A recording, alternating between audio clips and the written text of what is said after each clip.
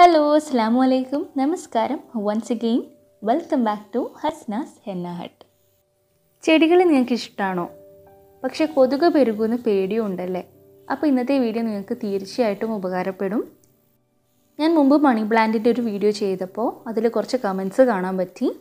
Indoor plants വളർത്തുമ്പോൾ അതിൽ കൊതുക് പെരുകുന്നു എന്നുള്ളൊരു പരാതി എല്ലാവരും പറയുന്നുണ്ട്.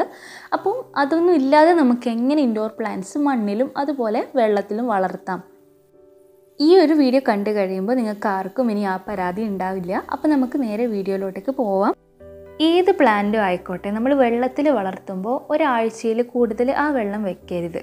നമ്മൾ വൺസ് ഇൻ എ വീക്ക് എന്തായാലും ആ വെള്ളം മാറ്റി കൊടുക്കണം. അല്ലെങ്കിൽ കൊതുക് വന്ന് മുട്ടയിടാനും അത് പെരുകാനുള്ള ചാൻസ് വളരെ കൂടുതലാണ്. പ്രത്യേകിച്ച് ഇപ്പോൾ മഴക്കാലം ആയതുകൊണ്ട് തന്നെ നമ്മൾ ഒരാഴ്ചയിൽ കൂടുതൽ ആ വെള്ളം വെക്കാതിരിക്കുന്നതാണ് ഏറ്റവും കൂടുതൽ നല്ലത്. ഇൻഡോർ പ്ലാന്റ്സ് വളർത്താൻ വേണ്ടി വെള്ളത്തിന് പകരം നമുക്ക് യൂസ് ചെയ്യാൻ പറ്റുന്ന ഒന്നാണ് വാട്ടർ ബീഡ്സ്. ഇതിൽ മുത്തുകൾ പോലെ കാണുന്നതാണ് വാട്ടർ ബീഡ്സ്. ഞാനിതിൽ ആദ്യം പ്ലാന്റ് വെച്ചതിന് ശേഷമാണ് വെള്ളവും ഈ ഒരു ബീഡ്സും കൂടി ഇട്ട് കൊടുത്തത്. അപ്പോൾ ഇത് കുറച്ച് കഴിയുമ്പോൾ കുറച്ച് വീർത്തിട്ട് ഈ വാട്ടറൊക്കെ അത് അബ്സോർബ് ചെയ്തോളും.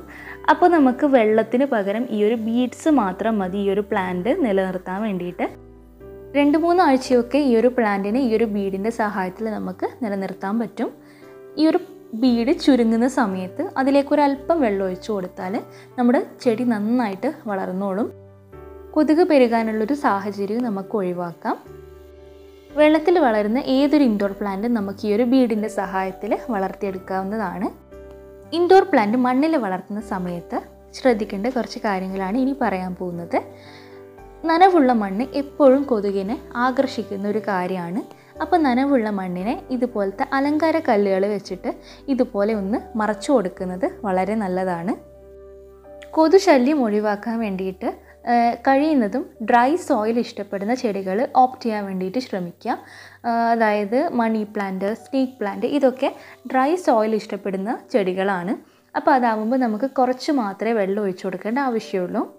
എപ്പോഴും നനവുള്ള മണ്ണാവുമ്പോൾ അത് കൊതുകിനെ പെട്ടെന്ന് അട്രാക്റ്റ് ചെയ്യും, പ്രത്യേകിച്ചും ഈ ഒരു മഴക്കാലത്ത്. അപ്പോൾ അതുകൊണ്ട് നമ്മൾ ആവശ്യത്തിന് മാത്രം വെള്ളം ഒഴിച്ചു കൊടുക്കുക ചെടികൾക്കൊക്കെ. സ്നേക്ക് പ്ലാന്റിൻ്റെയും മണി പ്ലാന്റിൻ്റെയും ഒക്കെ കേസിലാണെങ്കിൽ വളരെ കുറച്ച് വെള്ളം മാത്രമേ ആവശ്യമുള്ളൂ. അപ്പോൾ നമ്മൾ വെള്ളം ഒഴിക്കുന്നതിന് മുമ്പ് ആദ്യം മണ്ണൊന്ന് ചെക്ക് ചെയ്ത് നോക്കുക.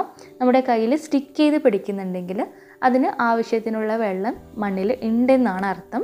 അപ്പോൾ നമ്മൾ വെള്ളം ഒഴിച്ചു കൊടുക്കേണ്ട ആവശ്യമില്ല. കയ്യിൽ നിന്ന് ഇതുപോലെ സ്ലിപ്പായി പോകുന്നുണ്ടെങ്കിൽ നമുക്കൊരല്പം വെള്ളം ഒഴിച്ചു കൊടുക്കാം.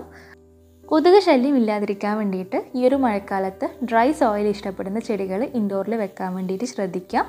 പിന്നെ നമ്മുടെ പ്ലേറ്റിൽ, നമ്മൾ ചട്ടിയുടെ അടിയിൽ വെക്കുന്ന പ്ലേറ്റിൽ ഇതുപോലെ വെള്ളം കെട്ടിക്കിടക്കാനുള്ളത് സാഹചര്യം ഒഴിവാക്കണം. അങ്ങനെ വരുമ്പോൾ കൊതുക് അതിൽ മുട്ടയിടാനും പെരുകാനുള്ള സാധ്യതയും ഏറെയാണ്. ഇന്നത്തെ വീഡിയോ നിങ്ങൾക്ക് എല്ലാവർക്കും ഉപകാരപ്പെട്ടു എന്ന് വിചാരിക്കുന്നു. വീഡിയോയുടെ താഴെ കമൻറ്റ് ബോക്സിൽ നിങ്ങളുടെ അഭിപ്രായം കമൻറ്റ് ചെയ്യാൻ മറക്കരുത്. വീഡിയോ ഇഷ്ടപ്പെട്ടാൽ ലൈക്ക് ചെയ്യാനും ഷെയർ ചെയ്യാനും, അതുപോലെ നിങ്ങളുടെ എൻ്റെ ചാനൽ ആദ്യമായിട്ട് കാണുന്നവരാണെങ്കിൽ സബ്സ്ക്രൈബ് ചെയ്യാനും മറക്കരുത്. പുതിയൊരു വീഡിയോ ആയിട്ട് നമുക്ക് കാണാം. Till then take care. Thank you.